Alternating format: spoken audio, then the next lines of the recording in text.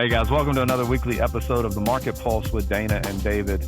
We're here this week to talk to you about what's going on in the Middle Tennessee real estate market and really take a deep dive this month or this week on the developments going on in our local communities that are making headlines and what you can expect for the impact on your housing, traffic, and local development as more and more homes are being built as we attempt to kind of ease the affordability crisis here in our state, at least, with what's going on with housing. But first we hop in. Dana, what's up? How are you?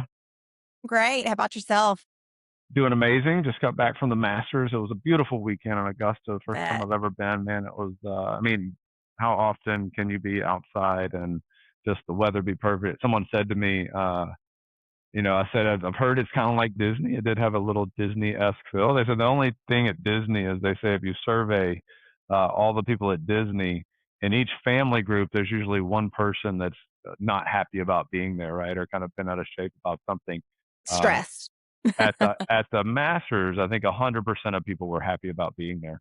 Yeah. It was amazing. So great to get Yeah. Well, out, glad I the mean, you sun's can't beat shining. the weather. I mean, a lot of times they can have bad weather too. So Yeah, yeah. I can't imagine if it was raining or muddy or whatever. So just yeah, it was great. It was awesome. Good to see good people and good times. So loved it, but awesome. ready to get back into it. So tell me what's going on with the market since our last update a Yeah. week ago. Yes. What do we So see we, after Easter? yeah. So kind of coming out of Easter and traveling. I know a lot of people had spring break on the back end of things as well. And so we are just moving right along. I know just kind of looking at specifically Wilson County over the past 7 days, we had about 150 homes enter the market, new listings on the market with about 108 pending and going under contract. That's awesome. In the broader market, guys, in Middle Tennessee, we do see active inventory up just a little bit.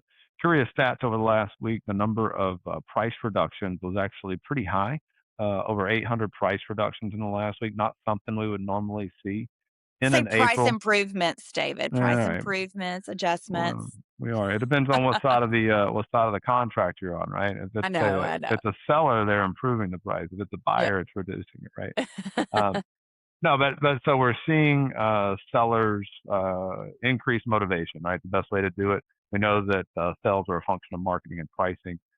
So again, just a unique time for us to see it. We also saw that about 3 weeks ago. So I think it was 828 price reductions, both this week and a few weeks ago, which is a little high for this time of year, guys. So as you're thinking about what impact that means, it means that sellers are, becoming more motivated, right? Being willing to take a little bit less on that. Dana, we had Easter last Sunday, so it's been about 8 days or 9 days since Easter. You and I were discussing we did not see a huge drop off Easter weekend in traffic or in contracts. We thought we might feel that a little bit this week. How did it show up? Did we see a lull or are we still rocking and rolling? Little quiet, but I mean, just like even looking at our team, I mean, we pinned just 8 over the weekend. So everything showings felt a little light over the weekend on listings. And open house traffic was a little light as well. And it could be just, the first beautiful weekend that we've had where there wasn't a holiday in it. And so possibly, that could have come into play. Yeah, guys, as we kind of track the market activity, we take everything from how many people are registering on our websites to how many people are setting appointments.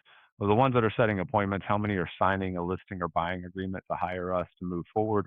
And of the ones that sign agreements, how many of them are going under contract? And Hmm. then we're also measuring kind of the showing activity on our listings, on our open houses. Dana, what I'm seeing and what you're saying here, just to simplify it, is a lot of still active buyers in the market, active sellers in the market. We saw good pendings over the weekend. However, with showings being down, and we're at let's see, April 14th, the number of people signing listing and buyers reps definitely down for the first half of April, and so that's an indication of likely what we're going to see filling the under contract and the closings in the latter part of May and early June. So we'd expect to see a little bit of a dip there.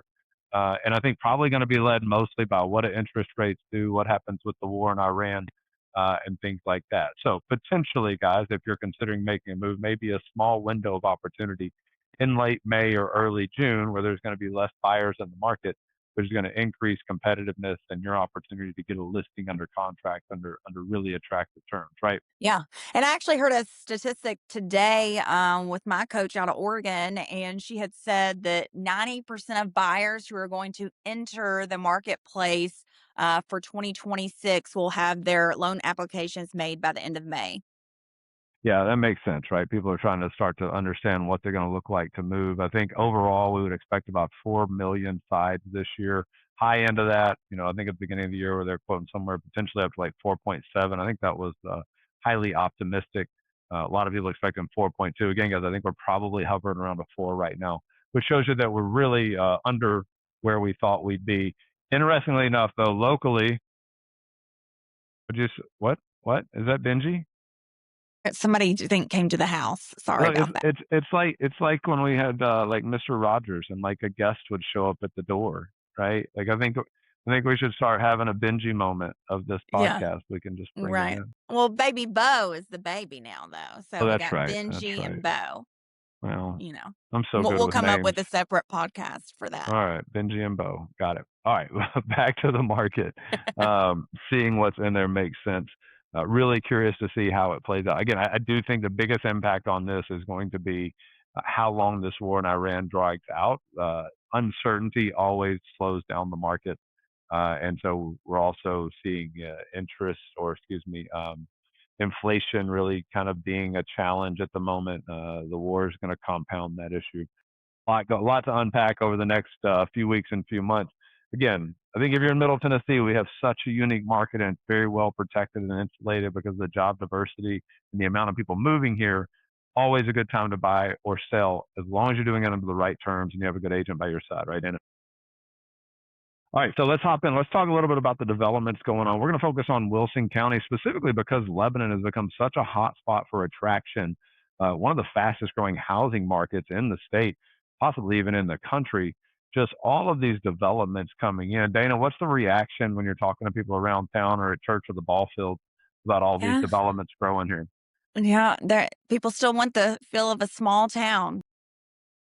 Yeah, I think that's living in Lebanon. I'm on a couple of group threads of just some of the things. I think the Where I find our neighbors getting the most frustrated is the lack of transparency and equality of our city officials when it comes to approving these developments and when it comes to sticking to the plan.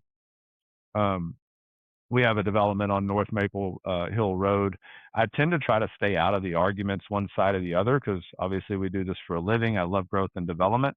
This one's less than a mile from my house. And so I think the frustration isn't as much the growth. I think it's when parameters are set and then they're waived or they're skipped. The public is told one thing in order to get something passed, but then ultimately what we've even seen, right? Like they're wanting to put in a pump station at Hartman Drive and Coles Ferry, which we were just told less than 90 days ago that the development would not have an impact on that the sewer capacity was already there and adequate. Now they're wanting to put in this pump station, which they're actually going to try to use eminent domain to take land from a family that's already had land taken. Wow. So I think that's the pieces that gets our community so riled up over it. Is if we could just come up with some plans to grow these neighborhoods. I think the neighborhood's a great idea. I actually really like the layout of it. I think that if they stick to the plan of allowing local builders to have first right, having larger lots, some of those things. Uh, if you're out in the middle of nowhere, no one really cares, right? You can build what you want. The challenge is when you come in and you build some of these neighborhoods right on top of existing older neighborhoods where zoning used to be acre and a half, 5 acre lots, Mhm. and you come in, you start putting in quarter acre, half acre. Um, where else are we seeing development, Dana? So we've got that one on Maple Hill. That seems to be, in my opinion, a good development if we stick to the terms of how it was set up. Where else are you seeing growth happen within the market there in Lebanon that people are talking about? I mean, if you kind of hop over on the other side, I mean, I've seen, lots of a lot of luxury townhome communities coming up, more specifically on the Mount Juliet side, smaller communities, and yet, um, definitely some townhomes going up, just like Lebanon has, multiple communities and phases going up out that way. In terms of commercial, I know kind of that dividing factor. I guess more 109 is kind of the dividing factor too. But alongside Golden Bear, where we've seen a lot of commercial growth, we are seeing more things come amongst there. I know McDonald's, Jim and Nick's, a Wawa gas station who's known for their sandwiches and also their clean bathrooms. So perhaps, a mini Bucky's, have all been approved, here over the recent months to be, along Golden Bear right by the interstate as well. Yeah, I think the question becomes it's not is Wilson County growing? It becomes are we being intentional Right. about the growth, or is it just everything all at once? We saw this when Mount Juliet really took off, right? So I was a part of the real estate sales of Providence way back in the day, right? When we first, it Mhm. was probably 2004, 2005, 2006, probably 2006. With all the real estate development, and we saw that the city became overwhelmed, really just underprepared for the amount of growth that Wilson County was going to see. And so I don't fault our leaders. I just hope that we're seeking counsel in the right way to do it. And again, treating everybody fairly. I don't think we should be allowing massive developers to come into our county and take business from local developers and local builders, all while giving them better terms, right? So allowing a massive builder comes in and says, we're going to do 300 or 400 units. Therefore, the city incurs cost or doesn't require certain gas lines to be run or certain things to be done for that community to make it easier for that builder or developer to come in, all while the little guy down the street that's building 20 homes or 30 homes that's been a part of the community and a part of the local scene for decades is now being held to a higher standard. And to me, that growth is where we look at our city leaders and go, how do we do this in a way that's win-win for Mhm. everyone? You got the Right. Maple Hill development. You got a lot of townhomes, which you talked about. I think that is a concern as you see Mount Juliet and Lebanon. We've traditionally been rural, right? Bigger estates or even just bigger lots, right? Less density. And as you see this influx, I mean, we're talking about what is it, the old Lebanon outlet mall, right? Being tore down. I'm shocked when I drive around projects I didn't even know existed, and this is what we do for a living. The three-story townhomes, how many of them there are, how big they are, how they just tower over everything. Not necessarily good or bad, just shocked No. at how many can come in and how Yeah. fast.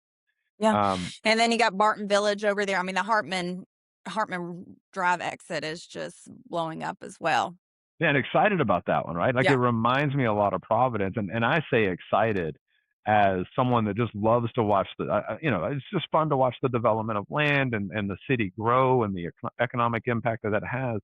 With that also comes the impact on schools, on fire departments, on the police department.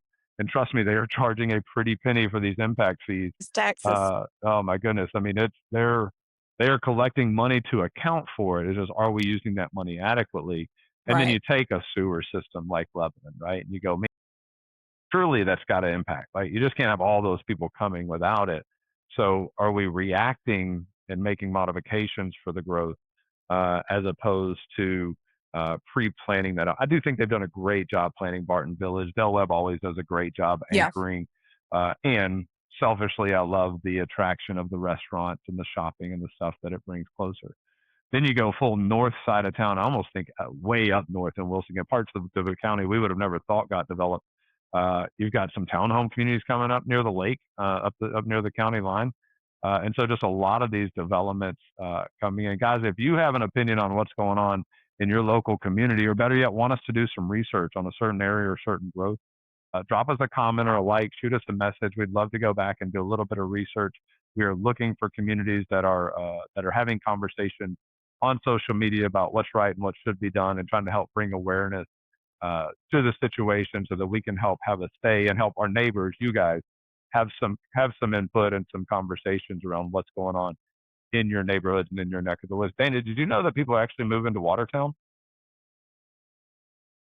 I know. Well, Who would have yeah. thought? Who would I have know. thought, right? I mean, a little I mean, there's Watertown, lots of new construction out there too. lots of new. I So mean, pretty soon they're going to be moving to Hartsville and Smith County. You don't know what we're going to do, right? yeah. I know. I hope everybody's going to get mad at me for saying that. I'm just kidding. Just kidding. We love our friends out there. All right. So as you see all this growth and development, Dana, what's the thing that concerns you the most? Fast forward 10 years, you got all this growth and development happening in Wilson County. You sticking around or you bailing? Wilson County native here, so I'm not going anywhere.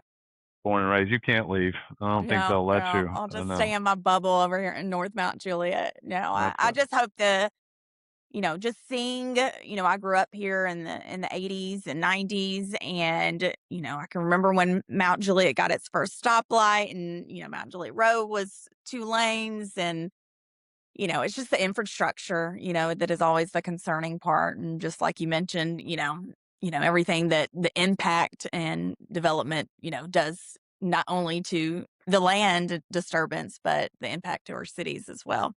Yeah, yeah, we got to keep that balance in mind. There is a real need for affordable housing, which means that the only way to really do that is to a lot of the cost going into development is the impact that it has on the community. How Right. much taxes do we have to pay? How much impact fees do builders have to pay? And I'm working on a community where it's a couple of $100,000 to extend some utility lines, which is necessary, right? It's got to happen, but that has to get passed on in the form of cost, which really deters trying to build something in a Affordable. $300,000 price point. Yeah. Yeah. Yeah. Now the government's working on some programs. I do see, saw Lebanon came up with some new zoning for, I think it's RX8, which allows for more density. But again, flip side of the coin is more density upsets people around it, but we need just a way to build homes more affordably, which density helps with the cost of land goes. So if you're out there listening, right, you're weighing out, do we accept more density for less cost to get affordable housing? Or do we drive a stake in the ground, require them to be 1 acre lots, 5 acre lots, things like that? That's going to drive up the cost of what can be built in that area. So Dana, we'll continue to monitor it, guys. We'll continue to bring you information about what's going on in the community. If there's anything we can do for you, of course, we'd love to have a conversation with you here at the Huffaker Group. If you're thinking about buying, selling, or investing, we want to be your go-to experts. We hope that you'll reach out. Yep. Dana, talk to you Absolutely. later. Yeah. See ya.